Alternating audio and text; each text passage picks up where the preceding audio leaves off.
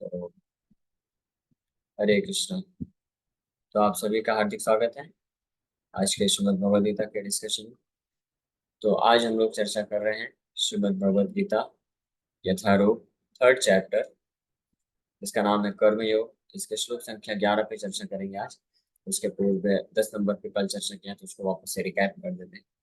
तो ये 9 नंबर श्लोक से लेकर के अब भगवान कृष्ण अ, कर्म योग के पूर्व कर्म कांड के बारे में वर्णन कर रहे हैं। क्योंकि कर्म योग जो करते हैं वो या कर सकते हैं, वो भक्त ही होते हैं। कर्म योगी भी वास्तव में भक्त ही होते हैं, भक्ति योगी, जिसके हृदय में भगवान के प्रति कुछ भक्ति का भाव है। भले पूर्ण रूप से नहीं है, पूर्ण शुद्ध भाव नहीं है, लेकिन कुछ तो समर्पण है, कुछ तो भक्ति है, या वो भगवान की भक्ति में आगे बढ़ना चाहते हैं, वही कर्मयोग कर सकते हैं। लेकिन लेकिन बाकी जो नास्तिक हैं या जो भगवान को समर्पण नहीं करना चाहते हैं, तो उनको भी भगवान धीरे धीरे कर्मयोग तक लाने के हेतु कर्मकांड बनाए। तो इसलिए भगवान पहले इस कर्मयोग में कर्म कांड को वर्णन कर रहे हैं। कर्म कांड क्यों आवश्यक है, क्यों जरूरी है ऐसे लोगों के लिए, उसका वर्णन कर रहे हैं। तो कल के श्लोक में हमने श्रवण किया कि भगवान कृष्ण बता रहे हैं, सह यज्ञ प्रजा सृष्टि पुरोवाच प्रजापति। ब्रह्मा जी सृष्टि की उत्पत्ति के समय ही यज्ञ को भी साथ में उत्पन्न करते हैं। यज्ञ मतलब भगवान विष्णु के लिए, के संतुष्टि के लिए, उनकी प्रसन्नता के लिए किया गया कार्य को यज्ञ बोला जाता है। तो ब्रह्मा जी समस्त प्रकार के लोगों का रचना किए। अलग अलग अलग प्रकार के स्पीसीज, जीव जंतुओं, पशु पक्षी, मनुष्य, देवता, गंधर्व, किन्नर, हर प्रकार के प्रजातियों का रचना करते हैं। और साथ में यज्ञ भी बनाते हैं, ताकि यज्ञ के द्वारा आपस में वो लोग मिलजुल करके भगवान विष्णु को केंद्र में रख करके अपने आप की भौतिक इच्छाएं पूर्ति कर सके। ऐसा वो अस्तु इष्ट कामधु, अपनी भौतिक इच्छाओं को पूरा कर सके और अंततः मुक्ति के मार्ग में प्रगति कर सके। इस उद्देश्य से ब्रह्मा जी ने क्रिएट किया था सृष्टि के शुरुआत में। और ऑफ कोर्स ये भगवान विष्णु का ही योजना है। भगवान विष्णु ही मुख्य रूप से ब्रह्मा जी के माध्यम से पूरी सृष्टि कराते हैं, और यज्ञ का विधि भी करवाते हैं। अब आगे बता रहे हैं, देवान भावयतानेन ते देवा भावयन्तु वा परस्परं भावयन्तः श्रेयः परम अवाप्स्यत। The demigods, being pleased by sacrifices, will also please you, and thus by cooperation between men and demigods, prosperity will reign for all. इस श्लोक में भगवान बताया कि ब्रह्मा जी ने क्रिएट किया यज्ञ को भी, और यज्ञ प्रदान किया, यज्ञ की विधि वैदिक शास्त्रों के माध्यम से। और वो उसके माध्यम से क्या हो सकता है, जब उस प्रकार का कोई यज्ञ करेगा तो उससे देवता जो होते हैं वो प्रसन्न होते हैं। जिसमें से सबसे प्रमुख देवता कौन है? भगवान विष्णु ही। त्रिदेव में उनकी गिनती होती है, ब्रह्मा विष्णु महेश, और उन तीनों में सबसे प्रमुख जो है भगवान विष्णु है, जो मेंटेनेंस करते हैं। तो बाकी जो अन्य देवी देवता है देवान, तो देवान यानी समूह, सभी देवताओं का समूह। जो सभी देवताओं के समूह या केंद्र, रूट भगवान विष्णु ही है वास्तव। सभी देवताओं को प्रसन्न करने के लिए क्या है, भगवान विष्णु को प्रसन्न करना चाहिए। तो एनीवे, इसीलिए हर प्रकार के जो सेक्रीफाइस यज्ञ होते हैं उसमें देवता की प्रसन्नता निहित होती है, भगवान विष्णु की प्रसन्नता। ये बात हमेशा ध्यान रखनी चाहिए। इसीलिए किसी भी वैदिक शास्त्र में, अगर कर्मकांड में भी अगर आप जाएं और वहां पे किसी भिन्न भिन्न प्रकार के देवताओं का यज्ञ दिया है, उनके लिए कुछ तपस्या दिया है, व्रत दिया है, कुछ ऐसा ये सब वर्णन है, तो उसमें जरूर वो जो यज्ञ की संपन्नता है तभी मानी जाती है जब भगवान विष्णु को जो है मुख्य रूप से यज्ञ का भाग अर्पण किया जाता है। फिर वो महाप्रसाद के रूप में सभी देवता लोग अपना अपना भाग शेयर प्राप्त करते हैं, और उससे वो प्रसन्न होते हैं। तो इस प्रकार के यज्ञ को करके देवता प्रसन्न, इंडिपेंडेंट रूप से नहीं। इसलिए पिछले श्लोक में ऑलरेडी ये वर्णन कर दिया गया है, यज्ञार्थात कर्मणो अन्यत्र। पिछले श्लोक में भगवान कृष्ण सबसे पहले यही बता दिया, यज्ञार्थात यानी कर्मणा, कर्म, कर्म मतलब जो यज्ञ की विधियां हैं वो यज्ञ के अर्थ के लिए, यज्ञ को करना है यज्ञ की प्रसन्नता। यज्ञ मतलब भगवान विष्णु को प्रसन्न करने के लिए जो कार्य किए जाते हैं, और उस यज्ञ का मतलब भी है भगवान विष्णु। तो इस प्रकार से भगवान विष्णु को संतुष्ट करने के लिए जब कार्य करते हैं, उनको केंद्र में रख करके जब कोई कार्य करता है, भले ही उसका उद्देश्य कुछ भौतिक लाभ प्राप्त करना है, तो जो भी भौतिक लाभ प्राप्त करना चाहता है, तो वो उस भौतिक लाभ को प्रदान करने वाले जो रिस्पेक्टिव डेमी गॉड्स होते हैं, वो उस पर प्रसन्न होकर, तब प्रसन्न होकर के उसको भौतिक लाभ देते हैं जब भगवान विष्णु की का सैंक्शन, भगवान विष्णु सैंक्शन करते हैं, तो भगवान विष्णु संतुष्ट होते हैं। इसलिए the Demi God's being pleased bye such sacrifice, इस प्रकार के सैक्रिफाइसेस यानी इस प्रकार के यज्ञ से, जिसमें यज्ञ मतलब भगवान विष्णु को केंद्र में किया गया कार्य है, तो देवता उससे प्रसन्न होकर के will also please you, Brahma ji बोल रहे हैं। ब्रह्मा जी सृष्टि के प्रारंभ में ही यज्ञ की विधियों को प्रकट किए और मनुष्य समाज में देवताओं को, मनुष्यों को प्रदान करते हुए ये निर्धारित किए, ये इस बात को स्पष्ट बताया कि अगर आप यज्ञ करेंगे, भगवान विष्णु को केंद्र में रख करके कार्य करेंगे, तो उससे देवता प्रसन्न होंगे और वो आपको भी रिटर्न में प्रसन्न करेंगे, मतलब आपकी भौतिक इच्छाओं को पूरा करेंगे। And thus by cooperation between men and demigods, prosperity will reign for all। इस प्रकार से देवताओं में और मनुष्यों में आपस में कॉपरेशन, आपस में कॉपरेशन के द्वारा, यानी आपस में एक दूसरे को सहयोग के माध्यम से जो है सब दोनों ही संपन्न रहेंगे, देवता भी और मनुष्य समाज भी संपन्न रहेंगे। तो मनुष्य लोग यज्ञ करते हैं जिसमें देवताओं को भी लाभ मिलता है और देवता रिटर्न में उनको भौतिक लाभ प्रदान करते हैं।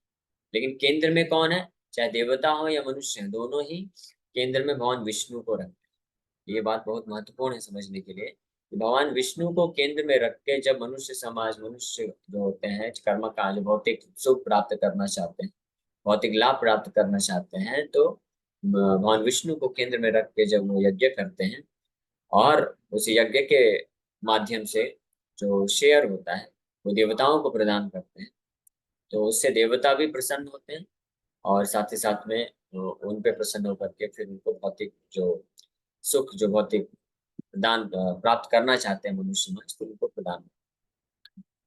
तो इसका मतलब ये हमको समझना चाहिए कि अगर कोई व्यक्ति भगवान विष्णु को बाईपास कर या भगवान विष्णु को ना स्वीकार करते हुए अगर स्वतंत्र रूप में देवताओं का पूजा करता है, तो वो वास्तविक प्रॉस्पेरिटी को जो वास्तविक जो संपन्नता है, भौतिक संपन्नता को नहीं प्राप्त कर सकता। ये बात ध्यान रखनी चाहिए, क्योंकि यज्ञ का मतलब ही है भगवान विष्णु को प्रसन्न करना, कृष्ण को प्रसन्न करने के उद्देश्य से किया गया। अगर कृष्ण को हमने केंद्र में रखा ही नहीं, तो साइड ही कर दिया न, उनका कोई वर्णन ही नहीं, उनके लिए कोई ऑफरिंग नहीं है, कोई मंत्र उच्चारण नहीं है, केवल किसी देवता को ही हम स्वतंत्र रूप से भगवान मान करके अगर हम करते हैं यज्ञ या आराधना या पूजा तपस्या व्रत जो भी करते हैं, तो उस कार्य को करने से वास्तविक भौतिक संपन्नता नहीं प्राप्त हो सकती। कुछ क्षणिक भौतिक संपन्नता भले ही कोई व्यक्ति प्राप्त कर ले, जैसे असुरों, ये इस कैटेगरी में असुर लोग आते हैं।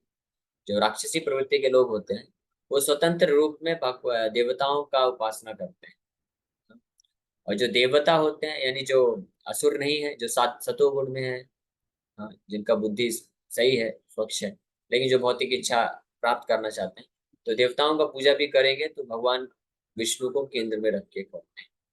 ये अंतर होता है। इसलिए वो लोग जो पिछले श्लोक में वर्णन है कि ऐसे देवताओं के लिए किए करने वाले, देवताओं के लिए यज्ञ करने वाले जो व्यक्ति हैं, देवताओं को प्रसन्न करने वाले जो व्यक्ति हैं, तो जब विष्णु को केंद्र में रख के कार्य करते हैं, तो वो लोग भौतिक संपन्नता भी प्राप्त करते हैं और धीरे धीरे जो है मुक्ति के मार्ग में आ जाते हैं और मुक्ति के मार्ग यानी भक्ति के मार्ग को प्राप्त कर सकते हैं। और जब वो भक्ति के मार्ग में आ जाएंगे, स्थित हो जाएंगे, समस्त प्रकार की भौतिक कामनाओं से मुक्त हो जाएगा उनका हृदय, तब वो फिर स्वतंत्र रूप से या इंक्लूड इंक्लूड करके भी देवताओं को पूजन नहीं करेंगे, वो केवल एक्सक्लूसिव कृष्ण का ही पूजा करेंगे, कृष्ण का उपासना करेंगे। माम एकम शरणम व्रज, कृष्ण भगवंतन इसलिए बोले सर्वधर्मान परित्यज्य माम एकम शरणम व्रज। सर्वधर्मान परित्यज्य, सारे धर्मों का त्याग कर। तो सर्वधर्म आदि सारे धर्मों का त्याग करना मतलब ये कर्म कांड वाले, जितने कर्म कांड वाले हैं, यज्ञ दान तपस्या ये सब जिसमें विष्णु को केंद्र में रख के तो किया जाता है, लेकिन उद्देश्य रहता है कि किसी पर्टिकुलर स्पेसिफिक देवता को प्रसन्न करके कुछ लाभ प्राप्त करना चाहिए, तो उनको धर्म बोला जाता है, तो कर्मकांडीय धर्म बोला जाता है। तो कृष्ण बोलते हैं कि अर्जुन, जो 18वें अध्याय में जाकर भगवान जब कंक्लूजन दिए, निष्कर्ष देंगे, तो जो शुद्ध भक्ति के बारे में जब बात करेंगे, तो वहां पे फिर बोलते हैं इन सभी धर्मों को त्याग करो। अभी तीसरे अध्याय की शुरुआत में कर्म कांड को स्थापित कर रहे हैं भगवान, तो यहाँ पे बोल रहे हैं भगवान कि यज्ञ करो, यानी विष्णु को केंद्र में रख करके, विष्णु भगवान विष्णु के संतुष्टि के लिए कार्य करते हुए अन्य अन्य देवताओं के लिए यज्ञ करो। उससे आप क्या करोगे, परस्परम, यानी परस्पर एक दूसरे के लिए सहयोग करके भौतिक लाभ आप प्राप्त कर लेंगे। ये किन के लिए है, ये ध्यान रखना चाहिए। इसीलिए हम, कोई भी व्यक्ति भगवत गीता का कुछ भी कोट करके नहीं बोल सकता है कि भगवान तो बोले हैं ये कर, वो किस प्रकार के व्यक्ति के लिए बोला गया वो भी ध्यान रखना चाहिए। जो कर्म योग की शुरुआत है, कर्म कांड, तो वहां पे उन व्यक्तियों के लिए बोला गया है जो पूर्ण समर्पण नहीं कर सकते, ये तीसरा अध्याय है। लेकिन जब अर्जुन को ग्रेजुअली लेके जाएंगे और भक्ति योग में स्थित करेंगे, तो जब कोई शुद्ध भक्ति प्राप्त करना चाहता है, तो अंतिम में भगवान ये शिक्षा देते हैं कि जो मैंने तीसरे अध्याय में बोला कर्मकांड, उसको भी त्याग दो, उसको भी मत करो, सर्वधर्मान परित्यज्य, ऐसे सारे कर्मकांडीय धर्मों को भी त्याग दो। यानी स्वतंत्र रूप में देवताओं का पूजा करना, ये तो कर्मकांड के अभी तीसरे अध्याय में भगवान जो है वो त्याग करने को बोल रहे हैं। लेकिन 18वें अध्याय में जाकर के भगवान अन्य सभी प्रकार के देवताओं का उपासना, यज्ञ, पूजा, व्रत, दान, उनके लिए सब कुछ त्यागने के लिए बोलते हैं। और क्या बोलते हैं, माम एकम शरणम व्रज, केवल मेरा ही शरण लो। तो वो व्यक्ति जो है शुद्ध कंप्लीट प्योर डिवोशन को प्राप्त कर सकता है। इस प्रकार से ये एक यहाँ पे समझने वाली बात है। तो लेकिन जो लोग स्वतंत्र रूप में देवताओं को पूजा करते हैं, तो वो प्रॉपर पूर्ण रूप से भौतिक संपन्नता नहीं प्राप्त कर सकते हैं। जैसे उदाहरण आते हैं असुरों का, रावण हुआ, हिरण्यकशिपु हुआ, और अन्य जितने भी बहुत सारे असुर हुए, उन्होंने स्वतंत्र रूप में देवताओं को पूजा किया, उपासना किया, तो टेम्परेली यानी क्षणिक रूप में उनको भौतिक संपन्नता मिली, लेकिन वो लंबे समय तक नहीं टिकी, फाइनली उनका सब कुछ नाश हो गया। इसलिए, लेकिन यहाँ पे ब्रह्मा जी जो बोल रहे हैं, वर्णन कर रहे हैं कि देवान भावयतानेन ते देवा भावयन्तु परस्परम भावय, परस्परम भावयंता मतलब एक दूसरे को म्यूचुअली, परस्पर एक दूसरे के लिए सेवा करने से दोनों को ही संपन्नता मिलेगी, और फाइनली दोनों ही जो है मुक्ति के मार्ग में प्रगति कर सकते हैं। तात्पर्य में प्रभुपाद जी बता रहे हैं, the demigods are empowered administrators of material affairs. The supply of air, light, water, and all other benedictions for maintaining the body and soul of every living entity is entrusted to the demigods, who are innumerable assistants in different parts of the body of the Supreme Personality of Godhead. तो देवता कौन है, ये भगवान के ही अंश हैं, अलग अलग अंश हैं, जो इस भौतिक जगत का एडमिनिस्ट्रेशन संभालते हैं। भौतिक जगत, भौतिक ब्रह्मांड को मैनेज करने के लिए अलग अलग भगवान ने उनको पोस्ट दिया है, मैनेजर बनाया। कोई अलग अलग चीज, अलग अलग डिपार्टमेंट को संभालने के लिए उनको मैनेजर बनाते हैं। और उन उस डिपार्टमेंट की जो उस डिपार्टमेंट का जो लाभ है, वो इस मनुष्य समाज में वो प्रदान कर सकते हैं, अगर वो उनके लिए मनुष्य समाज उनके प्रति जो कर्तव्य है, धर्म है, उसको पालन करता है, भगवान विष्णु को केंद्र में रखते हुए। Their pleasures and displeasures are dependent on the performance of yajnas by the human. इसलिए उनका जो प्रसन्नता है या प्रसन्नता है, वो मनुष्यों के द्वारा यज्ञ पे निर्भर करेगा। अगर यज्ञ करेंगे तो वो प्रसन्न होते हैं और वो फिर सप्लाई करते हैं, लेकिन कभी स्वतंत्र रूप से नहीं।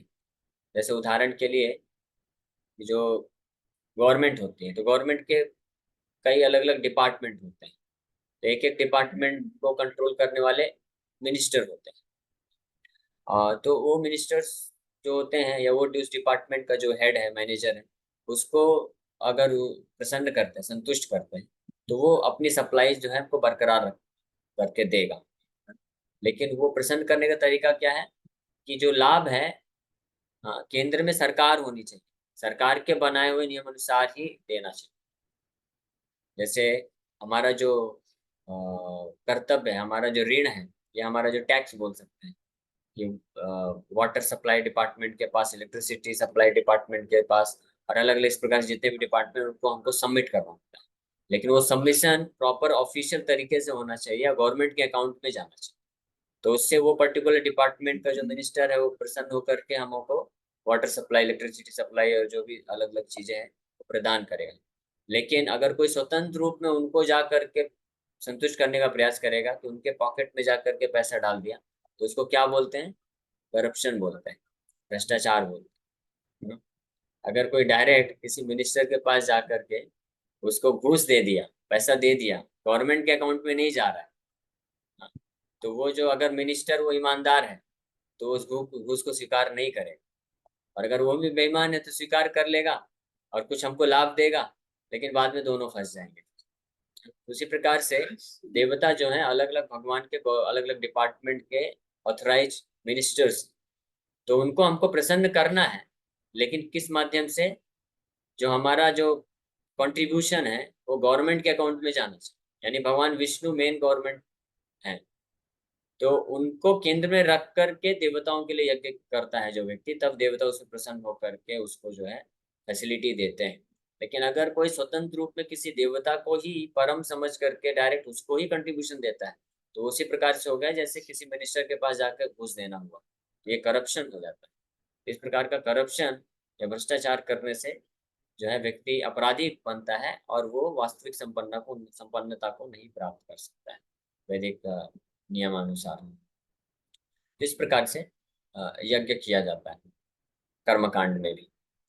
Some of the yajnas are meant to satisfy particular demigods, but even in so doing, Lord Vishnu is worshipped in all yajnas as the chief beneficiary. तो प्रभुपाद जी यहाँ पे वही सेम चीज लिखते हैं कि कुछ यज्ञ किए जाते हैं विशेष रूप से किसी देवता को प्रसन्न करके उनसे कुछ स्पेसिफिक विशेष लाभ प्राप्त करने के लिए, लेकिन उसमें भी भगवान विष्णु को ही हर यज्ञों में पूजा किया जाता है।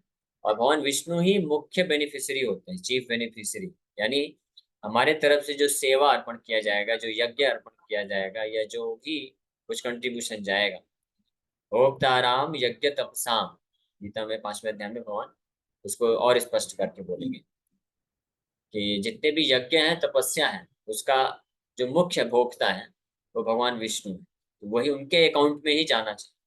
फिर वो देवताओं के माध्यम से उसमें से कुछ महाप्रसाद के रूप में देवताओं को भी शेयर देते हैं, और देवताओं के माध्यम से फिर मनुष्य समाज में वो जो लाभ चाहता है उस देवता से वो प्रदान करते हैं।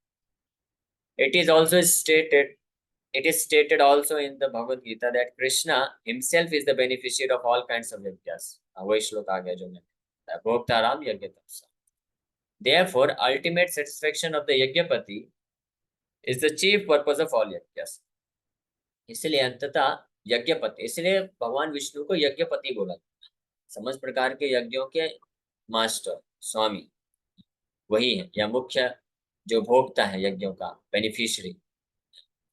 When these yajnas are perfectly performed, naturally the demigods in charge of the different departments of supply are pleased, and there is no scarcity in the supply of natural products. इस प्रकार से जब इस प्रकार के यज्ञ प्रॉपर तरीके से किया जाता है, परफेक्टली परफॉर्म मतलब वैदिक शास्त्रों के अनुसार किए जाते हैं। ये नहीं कि अपने मनमाने ढंग से, कि कोई वैदिक शास्त्र का कोई यज्ञ को देख लिए और उसके बाद से उसमें भगवान विष्णु के लिए जो प्रॉपर तरीका है वो हटा दिया और अपने मन से केवल किसी देवता के लिए बस उपासना या यज्ञ कर रहा है, तो वो इम्परफेक्टली परफॉर्म हो जाएगा, वो घूस देने के जैसा हो जाएगा और उसमें प्रॉपर सप्लाई नहीं प्राप्त कर सकता। Performance of yajnas has many side benefits, ultimately leading to liberation from material bondage. इस प्रकार से यज्ञ प्रॉपर तरीके से जब कोई करता है भगवान विष्णु को केंद्र में रख करके, तो उसको बहुत सारे भौतिक लाभ मिलते हैं, बट अल्टीमेटली मुख्य जो उद्देश्य है कि उसको धीरे धीरे इस भव बंधन से मुक्ति के मार्ग में लेके जाएगा। मुक्ति का मार्ग तभी संभव है कि धीरे धीरे, इसका मतलब उसके हृदय में जब इस प्रकार से भगवान विष्णु को केंद्र में रख के वो कार्य करेगा, उनके संतुष्टि के लिए करेगा, तब वो धीरे धीरे समझ पाएगा कि भगवान विष्णु ही सब कुछ है, सारे स्रोत हैं सारे सृष्टि के, इसलिए मुझे उनको समर्पण करना चाहिए। तब उसके हृदय में भगवान विष्णु के प्रति कुछ भक्ति विकसित, फिर वो कर्म कांड से ऊपर उठ करके कर्म योग करना प्रारंभ कर देगा। तो कर्मकांड और कर्मयोग में अंतर क्या है कि कर्मकांड में व्यक्ति भगवान विष्णु को केंद्र में रख के कार्य तो करता है, लेकिन उसका उद्देश्य भगवान विष्णु को जो है का भक्ति या सेवा करने का भाव नहीं, वो बस उनसे बिजनेस के लिए करना चाहते हैं कि हाँ उनको केंद्र में रखना है, क्योंकि वैदिक शास्त्र में बोला गया है उनको केंद्र में रख के करेंगे तभी देवता प्रसन्न होंगे, तभी हमको जो है सप्लाई करेंगे मटेरियल बेनिफिट्स।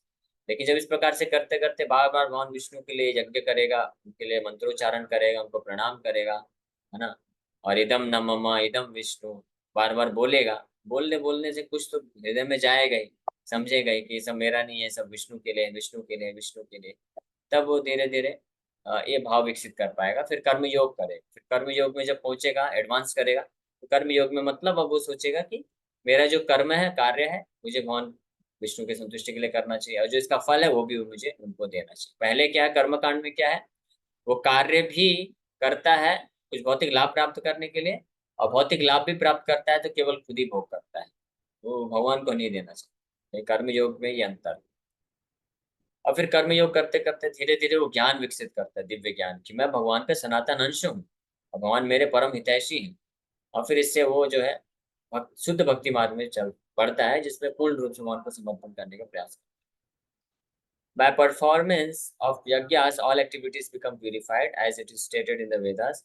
आहार शुद्धो सत्व शुद्धि सत्व शुद्धो ध्रुवा स्मृति स्मृति लम्भे सर्व ग्रंथिनाम विप्रमोक्ष।